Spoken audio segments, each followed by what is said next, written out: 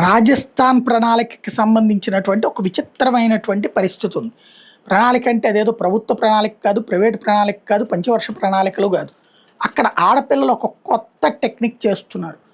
అబ్బాయిలు కుర్రోళ్ళు ఎవరైతే మంచి కాస్ట్లీ ఫోన్ వాడతారో అక్కడ టూరిస్ట్ స్పాట్స్ దగ్గర టూ వీలర్ మీద వెళ్తుంటారో లేకపోతే ఫోర్ వీలర్ మీద వెళ్తుంటారో వాళ్ళకి చెయ్యూపి ఆ తర్వాత కొద్ది దూరంలో వాళ్ళ వెహికల్ని ఆపుతారు, లిఫ్ట్ అడుగుతారు. ఆడపిల్ల అడిగిందంటే లిఫ్ట్ వద్దని ఎట్లా అంటారు? ఆ దిగే టైంలో ఆ సెల్ ఫోన్ని బలవంతంగా కొట్టేస్తారు. అడ్డుపడితే అమ్మాయిని చేయబట్టుకున్నాడంటూ రచ్చరచ్చ చేస్తారు. అట్లాగా ఇద్దరు ముగ్గురు మగవాళ్ళని చుట్టుపక్కల వాళ్ళందరూ పోగేసి కొట్టినటువంటి సందర్భం ఉంది.